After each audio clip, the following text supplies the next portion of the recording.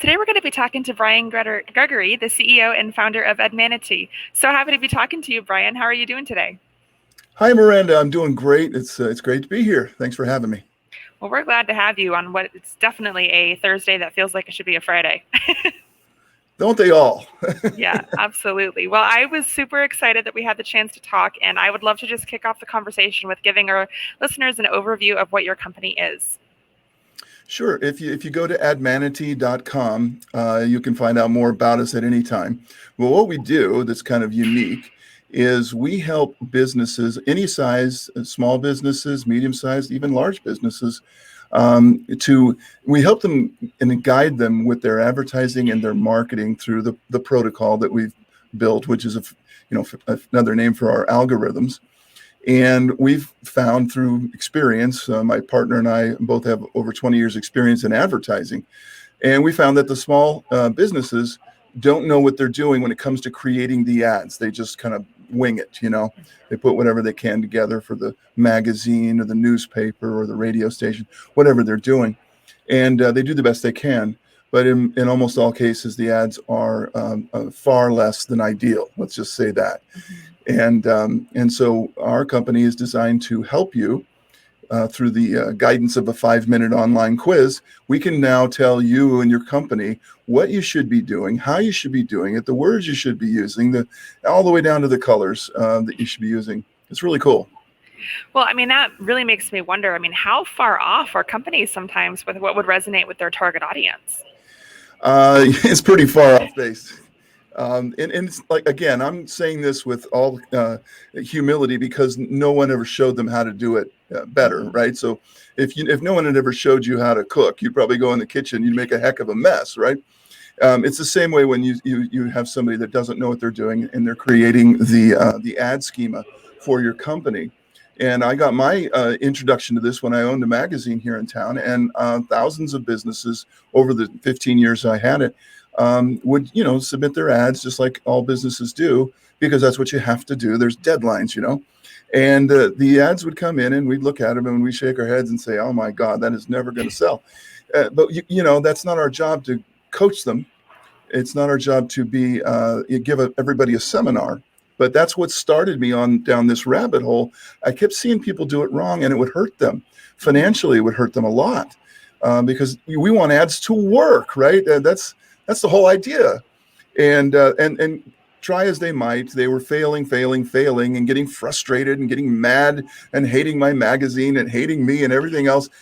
All the wrong outcomes, only because they didn't know what to do. And it is, I'm going to guess, I'll throw a number out there, over 90% of the ads you see in local magazines right here in Arizona, pick up any magazine, 90% of those ads are not performing anywhere near what the people who place them would hope for. Yeah, absolutely. I mean, it immediately makes me think about my days back when I was at LifeLock, where we were categorizing people, the concerned delegator, the different personality types, and how you'd be able to really put language that resonates with them. And I mean, kind of my key question is when someone gets that and they're being told, oh my gosh, I'm using the wrong colors, I'm using the wrong language, this is the wrong audience. I mean, how are they perceiving that? How are they taking that information? With a great deal of relief, most of them. If we could all sit around the table and have a few beers, pretty soon the truth would come out, and most people would admit, "Hey, I really don't know what I'm doing. I'm just doing the best I can. I'm winging it, and handing it to my graphics person and telling them to create it." And of course, they're probably not too thrilled with that because now all the burden is on the poor graphics person, who is equally unskilled. They're great at graphics, but we're talking about the psychology of advertising here. We're talking about what makes people buy.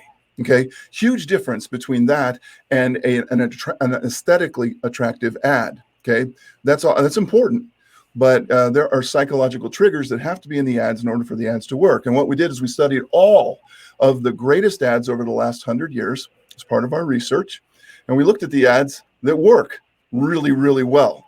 And it didn't matter if it was, Avis Rent-A-Car or, Lady Clairol or something, from 60, 70 years ago, or something that happened, just a few years ago. We looked for the ads that changed the game for the business and that was running them. And the home run ads, like game changing, your brand is nothing, now you're, a $1 billion company type of transformations. And we study those because those are the ones you want to study. Those are the ones that worked. And so we show those to people, and people are like, oh, it's so simple. Now I get it. But had you not showed that to me, I would have never thought that was the solution. And so, like all things, they're simple once you solve the problem. Well, I mean, I'm just thinking about myself personally. Back, 5 or 6 years ago, I thought that having, sparkly dresses with mirrors and glitter was like the decor ever. And now everything that I have is black and neutral colors. I mean, how often is someone's taste in ads that they're receiving changing? It's a great question. The interesting thing, after we did all our research, and this took 7 years to create this algorithm, so it was not created in a weekend. It came down to there was 15 archetypes, or what we call just emotions. Okay, if you look through all these ads, these same emotions keep popping up. What are they triggering? What are they trying to get across to you? Right? Forget the words for a moment. What am I feeling from this? Right? And feeling is where you buy. You can say all the words you want, and logic doesn't sell ever. You have to feel like buying, right? And so we looked at these and we found there's 15 of them that just recur. They're just constantly the same. And we found that they are formulaic in that they pair up real nice with each other, kind of like molecules pair up and create different compounds. Same idea. Emotions pair up to create great ads. And the great ads have all the same combinations over and over and over. But no one ever showed you that. And so they see it, and then they're able to do it because those emotions never change. Getting back to your question, the emotions never change. They haven't changed in thousands of years. You have the same toolbox of emotionality that Mozart had, and Shakespeare had, and Caesar had, and we remember their brands to this day. So if you use the same emotions in the same way that all the successful people used them before, you'll get the same results. And people really aren't going to change much over the next, let's say 1,000 years. It's going to be this human 1.0. You, me, everybody. That's why it works on everybody. And that's how advertising works on a mass scale. So, I mean, when a business comes in and they're putting this formula together and it's being driven by emotion, I mean, how long can a business play on someone's emotional drive towards an ad? I mean, how many times can you see a commercial? How many times can you see an ad before you start to not have that emotional feeler tied to it? It's well, how many times has Skittles told us to taste the rainbow? It gets better with repetition, not worse. The subconscious mind is the mind that buys everything. Your conscious mind, like we're talking now very consciously, right? Very intelligently, at least let's hope, right? And the subconscious mind, however, is this big brain that's just working behind the scenes. It's 95% of your mind's activity, and it's perceiving things on a scale we can't even imagine, and it's running the show. And when it feels something, it reacts to it. And the subconscious is where all of the purchases are made. The subconscious brain has the credit card.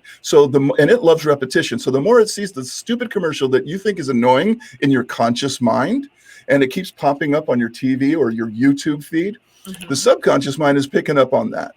And it has a cumulative effect. And that's why advertising people are always telling you frequency, get more frequency, hit them again, because the subconscious learns essentially, and it gets more familiar with your brand. And as familiarity builds, so does liking. So as liking builds, so does purchasing.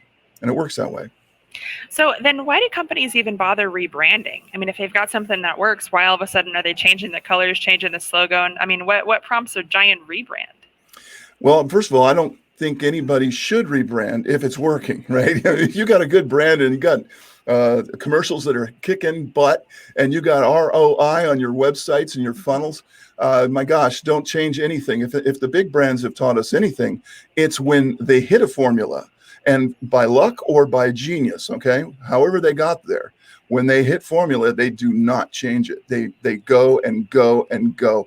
Maybe change a couple things about it, but essentially it's the same formula. Rebrands happen when a company basically says, let's call in an airstrike. Nothing is working. This isn't resonating with anyone. I got a pile of problems in customer service. I got a bunch of refunds in the warehouse, right? And we're laying people off. We need to come at this from a whole different angle. And in that case, a rebrand is a great idea because plan A didn't work. Yeah, I mean, that makes sense. When you see a company that's rebranding, I always think like, why are we doing that? Why all of a sudden is the logo changing on the app that I'm used to seeing on my home screen? Like, what prompted that change? What benefit did it even have for a company? Yeah, and sometimes it's not the company's fault necessarily. You see the change in consumer goods, like, Uncle Ben's just becomes Ben's right now. And so the society has demanded, at least they perceive that society is demanding they make this change, whether they want to or not. It costs millions of dollars. Nobody really wanted to. The brand was probably selling pretty good, but for the future of the company, we make this bet now. And we have to make the right choice because we have stockholders, and we have to, do that kind of thing.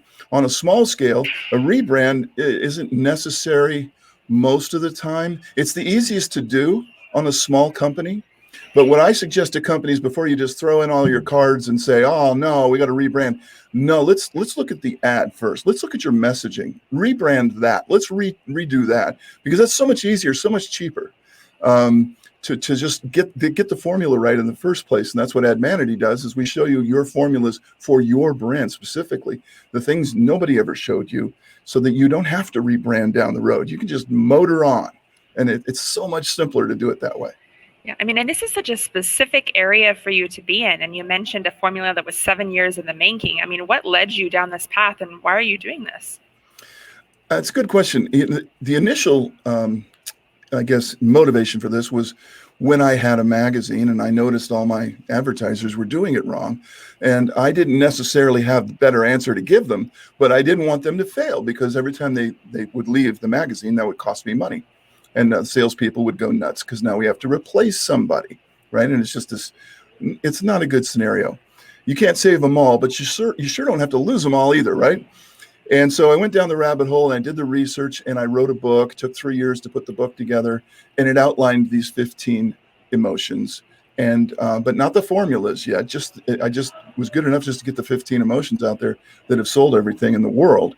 And then I realized the book was great, but it couldn't specifically help your business. You had to have more information than the book could give you. And I could never help a million businesses. That would mean I'd have to sell a million books, which is really hard to do, right? And that's just a game of its own. So I created the algorithm, and we got a team together, and that took another 3-4 years. But we built the algorithm so that anybody from any business anywhere in the world could log onto the website, analyze their business in 5 minutes, and get those answers that even the book couldn't begin to give them. And so I wish it hadn't taken so long. It was a very long, difficult journey to continue to do this. But now that it's done, we've created something that is available nowhere else in the world. And so I'm very happy about what we've been able to do. And we're helping people, and people are loving it. The testimonials are off the chart. It's great. I mean, what led you to be prepared to do this, to be able to just sit down and say, I'm going to outline the 15 things that have ever sold anything? I mean, how did you even come about to knowing that was a thing? Yeah, that's a good question. It isn't intuitively apparent right at first. Most people look at advertising and it's this crazy thing that they don't understand.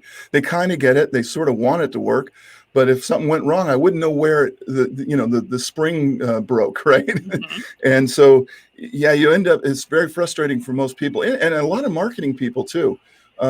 Candidly have told me, hey, we never really know if it's going to work. We think it's going to work. It's our best effort here, but until it's tested in the market, there's no guarantees, right? So there's a lot of uncertainty, even in the ivory offices of the biggest towers. It's still a best guess. And so how could you create an algorithm, which is a mathematical thing, that would predict human emotionality? And that was the challenge that was on the table. Is it even possible to do it? Because a conscious mind would say, no. That's why you're not finding this anywhere, Brian. That's why when you look on Google, you can't find anything like this, because it's probably not doable.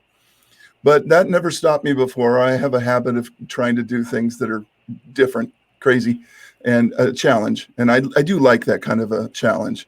And so I took a year off, and I thought, I'm just going to do this. I'm going to figure it out, and I'm going to stare at ads until these emotions, these triggers, whatever, some commonalities comes at me, and then we're going to assign math to that. And it took 75 algorithms before we actually got one that could do it. So it wasn't like, oh boy, I sat down in a weekend. No, this thing took a long time. And as the algorithms were failing, you learn. a little bit from each failed one. And that's how it got built. I couldn't begin to do this on the first try. Okay.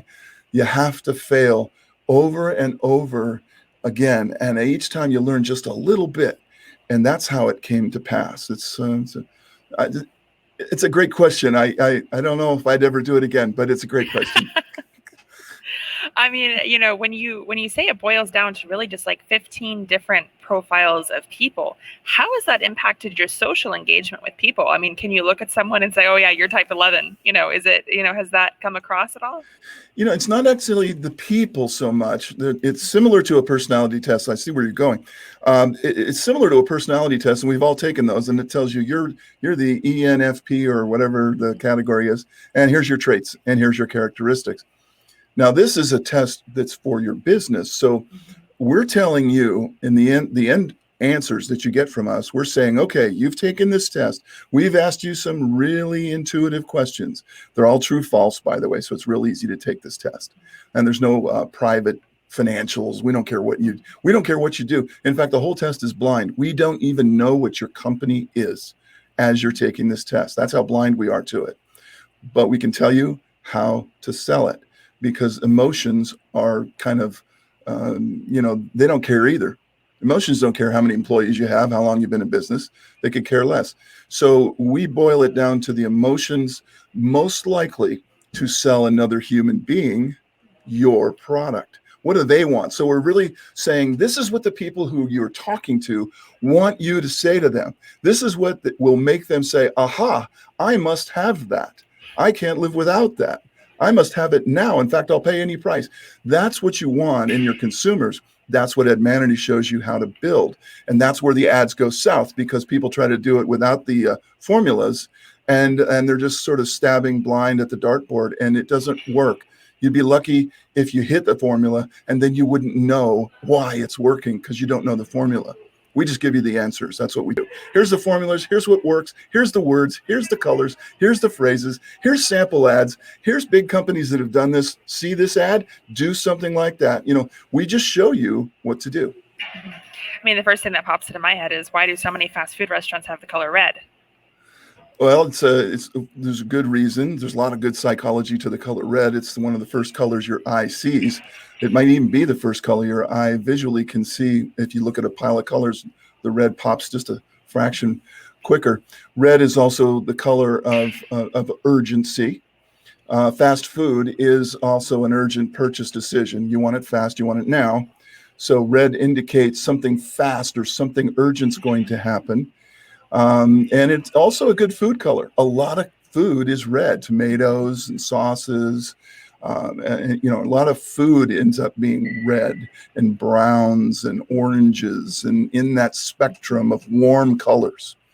And so it's a psychological association. And if you're a healthy food, you probably got a little green in there. But no food has blue. You shouldn't have blue. There's no blue food. Yeah, I mean, it makes me wonder why, Burger King has blue. Yeah, I don't know what their colors are. I can't get them in my head right at the moment. But it's funny, if you look at all the fast food logos all on a page, they do, they look a lot alike. And there's a good reason for it. And I'm not telling everybody you have to do that. Color theory allows for people to play into their own game a little bit. But you have to be aware of it. If everybody in town is successful and everyone in town is doing this, you're crazy if you don't look at that, right? Learn something from that, move on. Yeah. But what we show you is what all the biggest brands in the world have done. And they all started out small, by the way. Very few brands launched billion-dollar brands. Very, very few. Almost all the biggest brands that you interact with every day at one point probably were close to going under. And they shared the same misery as a lot of the small businesses have right now in our community. The same problems, just bigger, more zeros. But they hit formula and they hit it right. And then you can see this trajectory where it just goes up and up and up. From that moment on, they never looked back. That's what we look for in a company ad campaign. And we say, okay, that thing, study that. That thing changed the game. Whatever's in that ad is good. Look for it and redo it and just copy it. Small businesses think they can't do it because they're small. And I don't have the money of McDonald's. How could I possibly sell my hamburgers, right? I'm not Pizza Hut. How can I possibly keep up with them? You don't want to keep up with them. That's the mistake. You want to copy them. You want to emulate them, model them. You're not going to beat them. Why are you worried about beating them? You're not going to beat them, but you can use the exact same tactics against them. And in my opinion, it's one of the fears of a huge monster brand that all the small brands, one day they wake up and all the little guys are using their exact same formulas against them. They figure it out, but they don't. The small business says, I got to do it different because I'm tiny, I'm small, I'm insignificant. Baloney. You just look at the big guys and you start working those emotions into your ads. Emotions are free, colors are free, words are free, right? The formulas we're going to give you there's no royalty on those. So what are you waiting for? Just start copying and adapting it. You just spend less, right? You just spend a lot less than the big guy. That's all. It works. So I'd love to know how this kind of influenced you in building your own brand. Well, it's funny. We couldn't wait to finish the algorithm because we wanted to test ourselves. Because we wanted to find out what's our formulas and what are our words, and which of these archetypes does ADMANITY fall in. And we had some arguments over what it was going to be because you can't tell until you take the test. There's thousands of calculations happening during the test, so it's not a simple test on the inside. It's easy for you to take, but there's a lot of math going on. And so we came out the innovation brand in the end, and that's one of the 15 is innovation curiosity. What is this? This is crazy. This is cool. This is new. An innovation brand is constantly showing you something new and curious and cool, right? And so there's 15 different types of brands that every business will align with one of these 15 types. And once we know your type, then we can prescribe all of the formulas, the strategies, the tactics, show you the ads, everything. We even get down to the types of gifts you should be buying for your customers, because most people mess that up too, because they give everybody a box of candy and then the customer says, are you kidding? I spent $500,000. I got a box of candy. What kind of a cheap company is it? And so they don't do it right. And so we show them, well, for your type of business, these are the gifts that will resonate most with your best buyers. Keep them happy. Make them want more of you. Don't just throw a box of candy at them. That says I spent less time thinking about your gift than my office supply order this week, right? And so we show you these. It's all psychology. It's all, and it's funny when you see it.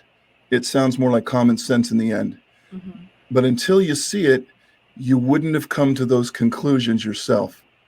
And then when you see it, it's like, wow, that's easy. Gosh, why did I think of that? Well, that's what took us 7 years.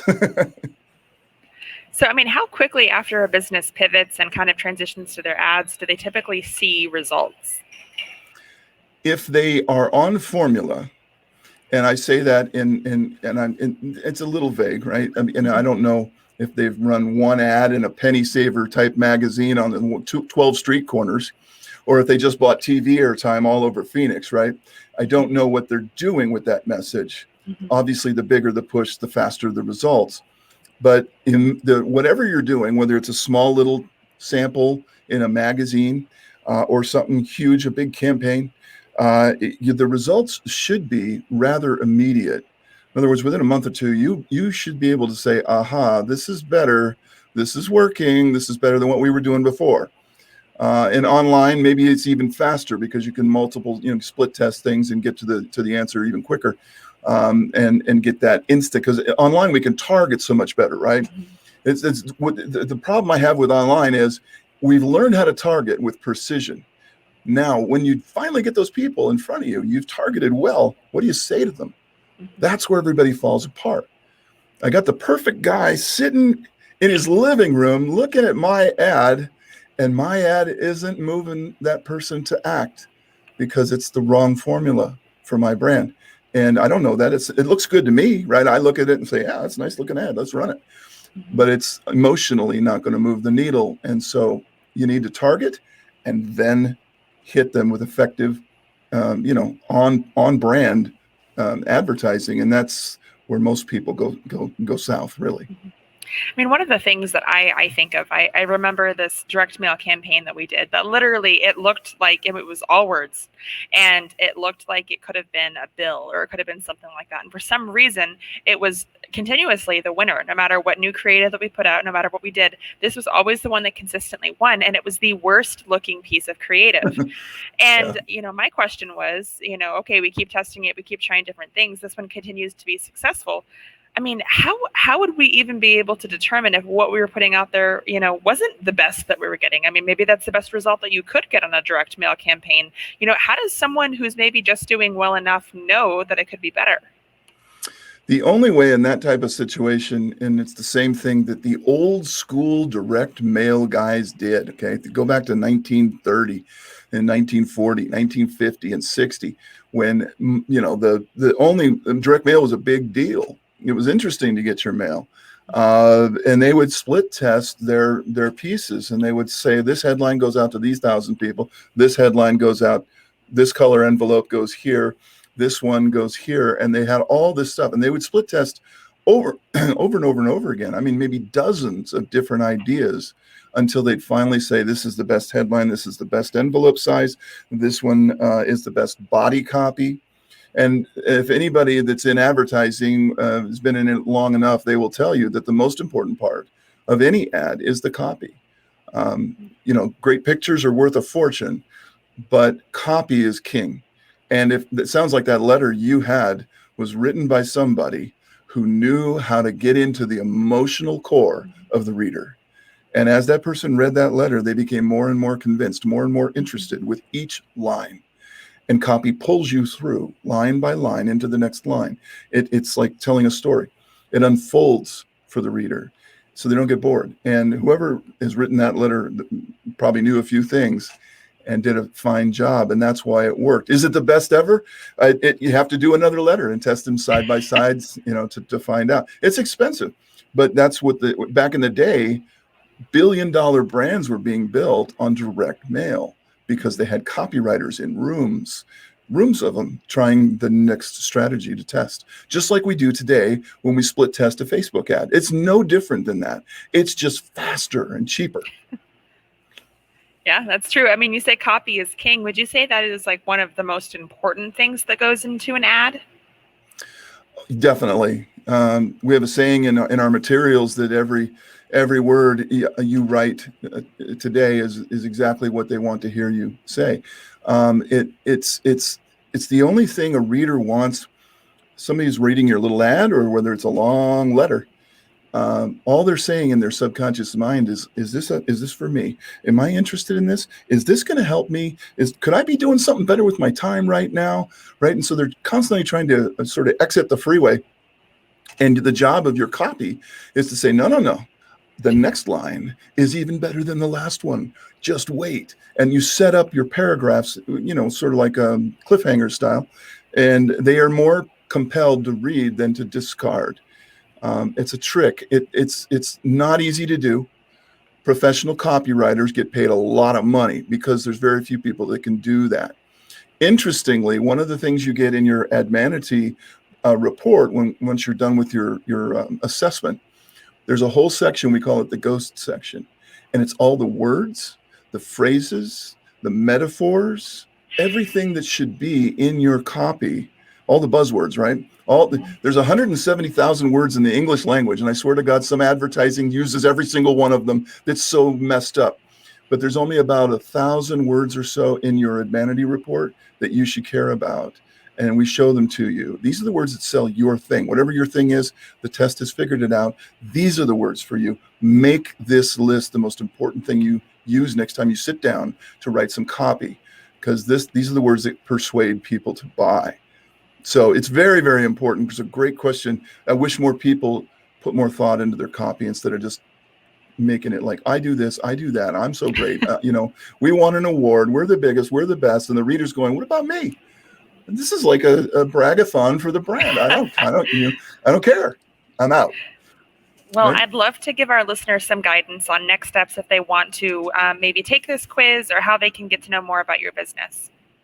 Absolutely. I'll give you 3 ways. First of all, just go to admanity.com and go there anytime. There's lots of information there, and that's where you go to take your test, to sign up and get the program. I should also mention that right now the whole analysis sells for $397. We've had professional ad agencies tell us that it would cost $5,000 or $10,000 for them to do something similar. So it's the best bargain in business, folks, and it comes with a 30-day money-back guarantee. So you get to see everything we give you and then decide if it's for you. So go to ADMANITY to do that. You can also find me on LinkedIn, Brian Gregory, ADMANITY, and you'll go right to me and I'll engage with you. I'm not a LinkedIn snob. I will actually talk to you. Okay. And then a special gift we have for all of your fans and listeners today is we've got a special page where you can download a free report. It's called How Emotions Sell Everything. And this will give you an introduction to just how important this emotional stuff is, how powerful it is. It is everything in advertising. So go to admanity.com/Valley Startups. All one word. Let me make sure on that. Yeah, Valley Startups, one word, and you'll see a free report. Just throw us your email and download it and start reading. It'll blow your mind. It'll tell you things that you think you knew that didn't know. It'll open your mind to things you never learned. And it'll give you a great introduction to ADMANITY and what we can do for you. And then make your choice from there. No pressure, but I know we can help every business person listening to this podcast today. Well, I am definitely going to go and download that free report, because if there's one thing that I know about myself, it's that I love free gifts. So thank you so much. And it has been a pleasure talking to you. Miranda, thanks so much. And you do a great job with the show and everything. And thanks for helping the people of Phoenix with what you do. It's very noble and happy to be here. Happy to do it. Great.